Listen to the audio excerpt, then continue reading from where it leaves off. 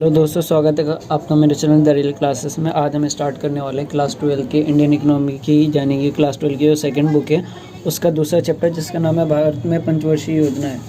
पंचवर्षीय योजना 1947 में हमारा देश आज़ाद हुआ था। उस दौरान हमारा देश अंग्रेज़ों से पिछड़ी हुई हालत में मिला था, यानी कि हमारे देश में अर्थव्यवस्था क्या थी, गतिहीन थी। राष्ट्रीय आय में वृद्धि दर बहुत कम थी। हमारे देश की प्रति व्यक्ति आय सिर्फ 230 टन थी और हमारा कृषि उत्पादन भी बहुत निम्न था। औद्योगिक उत्पादन भी निम्न था।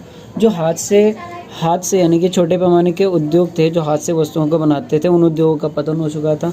तो इन सभी विशेषताओं को, यानी कि इन कमी को दूर करने के लिए हमारे देश की सरकार ने 1991 यानी कि 1 अप्रैल 1991 में योजना स्टार्ट की थी, जिनका लक्ष्य अलग अलग रखा गया था, क्योंकि एक ही साथ सारे लक्ष्य एक साथ प्राप्त करना मुमकिन नहीं था। इसलिए उन सभी लक्ष्यों को 5 वर्षों में डिवाइड किया जाता है, जिन्हें नाम दिया गया है पंचवर्षीय योजना है।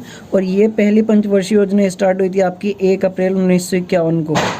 1 अप्रैल 1951 को शुरू हुई थी और 31 मार्च 1956 को ये योजना समाप्त हो गई थी, जिसका उद्देश्य रखा गया था कृषि उत्पादन में वृद्धि। यानी कि पहला उद्देश्य क्या था हमारा, कृषि उत्पादन में वृद्धि करना है।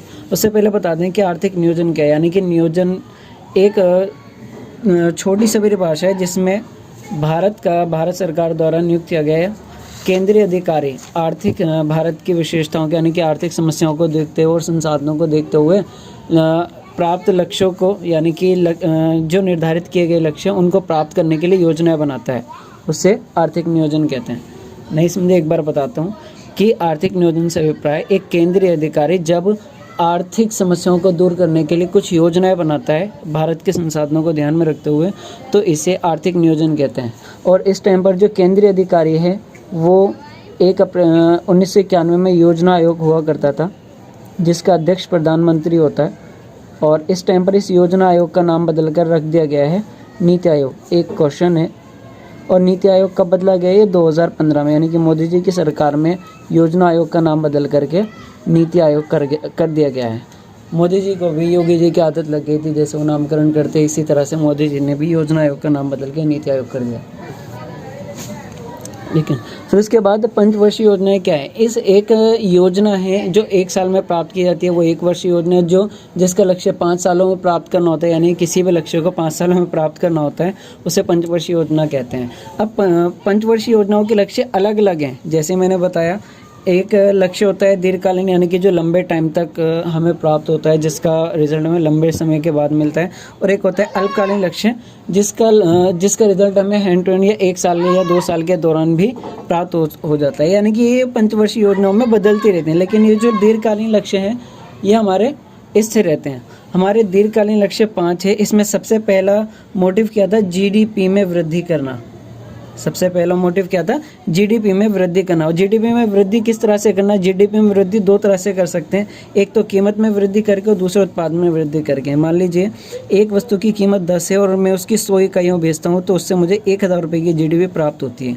यहीं पर यदि मैं 200 इकाइयों को उत्पादन करूँ और 10 रुपये कीमत पर बेचूँ तो 2000 रुपये की जीडीपी मिलती है। ये तो था उत्पादन में वृद्धि करके जीडीपी को बढ़ाना। अब कभी कभी ऐसा भी हो सकता है कि अर्थव्यवस्था में लोग 20 रुपये की कीमत पर 100 इकाइयों को बेचें, तब भी हमें क्या होता है? 2000 रुपये की जीडीपी प्राप्त होती है। यानी कि पहले के मुकाबले जीडीपी 2 तरह से बढ़ाई जा सकती है, एक कीमतों में वृद्धि करके और दूसरा उत्पादन में वृद्धि करके। हमारी अर्थव्यवस्था 1991 में ऐसी नहीं थी कि हम कीमत को बढ़ा करके जीडीपी में वृद्धि करें।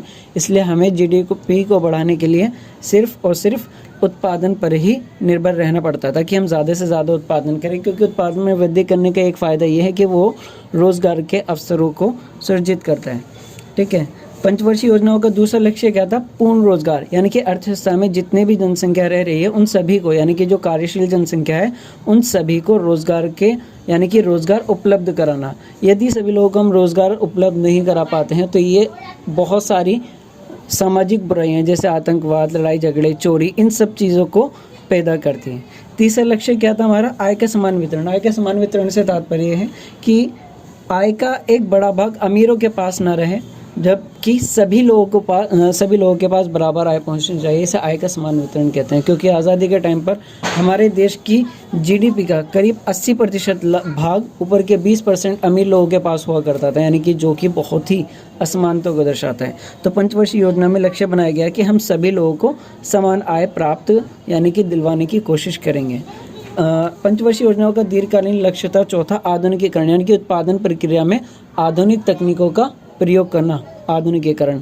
आत्मनिर्भरता, यानी कि जैसे गेहूँ, चावल, इन सबको हम बाहर से ना खरीद करके अपने ही देश में उत्पादित करें, इसे कहा जाता है आत्मनिर्भरता। क्योंकि 1965 में जब पाकिस्तान से युद्ध चल रहा था तो यूएसए ने, यानी कि अमेरिका ने भारत और पाकिस्तान को धमकी दी थी कि या तो आप अपना युद्ध बंद कर दो, अदरवाइज़ हम तुम्हें खाना देने यानी कि अनाज देना बंद कर देंगे।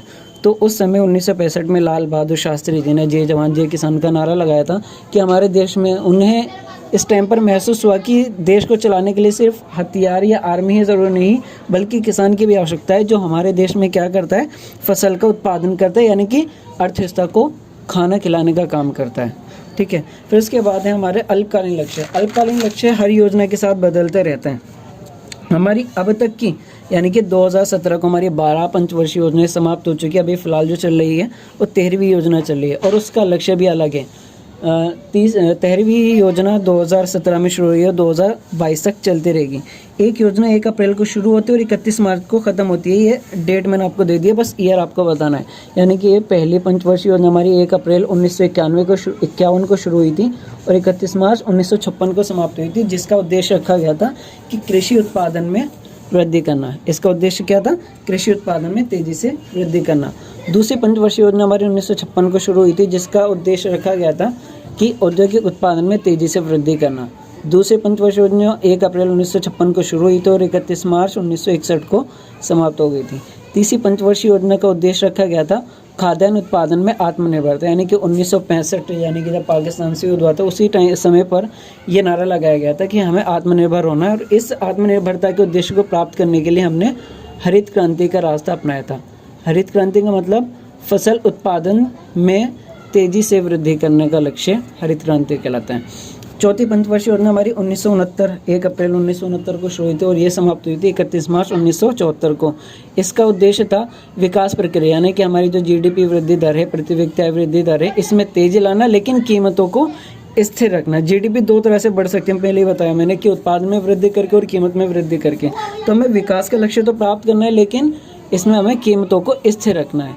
5वीं योजना थी हमारी 1974 को स्टार्ट हुई थी, जिसका लक्ष्य था जीवन स्तर में सुधार, यानी कि लोगों की जीवन स्तर को सुधारना। ये हमारी 5वीं योजना का उद्देश्य था। इसके अंतर्गत हमने एक लक्ष्य और भी अपनाया था। इसमें कहा था जीवन स्तर को ऊंचा उठाने के लिए, यानी कि जो समाज के कमज़ोर वर्ग है उनके जीवन स्तर को उठाने की बात की गई थी। उसके बाद है हमारी छठी योजना 1980 को शुरू हुई थी और 1980 को शुरू हुई तो 1985 तक ये चलती रही थी। 1985 तक चलती रही थी।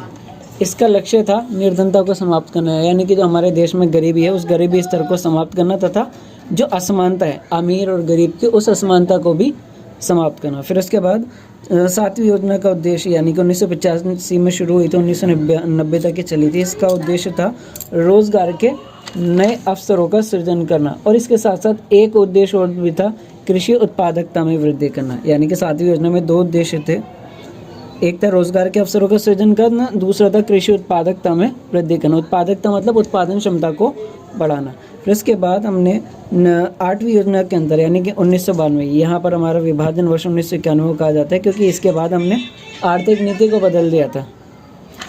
1992 में हमने फिर एक नई आर्थिक नीति अपनाई थी, यानी कि 1992 में आर्थिक नीति चली रही थी। 1992 से 97 तक 8वीं पंचवर्षीय योजना अपनाई थी, जिसका उद्देश्य था मानव शक्ति, यानी कि जो हमारे अर्थव्यवस्था में जनसंख्या बेरोजगार बैठी है उसका पूरी तरह से प्रयोग करना, या फिर जो लोग काम कर रहे हैं वो उनकी क्षमता, मान लीजिए एक आदमी 8 घंटे काम कर सकता है लेकिन वो 6 घंटे या 7 घंटे काम कर रहा है, उसको इस तरह से जागरूक करना, यानी कि प्रोत्साहित करना, ताकि वो पूरी क्षमता के साथ अपना कार्य समाप्त कर सकें। उसके बाद इसके साथ एक उद्देश्य और भी था, जनसंख्या पर नियंत्रण, क्योंकि 1991 हमारी जनसंख्या 90 करोड़ के आसपास थी तथा 2000 में ये जनसंख्या 105 करोड़ के आसपास पहुंच गई थी, 105 करोड़ के ऊपर। तो इसको जनसंख्या को नियंत्रित करना दूसरा उद्देश्य था हमारा। किसका? 9वीं योजना का बता दिया, सॉरी। 8वीं योजना के एक उद्देश्य था आधारिक संरचनाओं को मजबूत बनाना, यानी कि सड़क निर्माण कार्य, इन सबको मजबूत बनाना। उसके बाद 9वीं योजना के 2 उद्देश्य थे, 1997 में शुरू हुई थी और 2002 में समाप्त हो गई थी।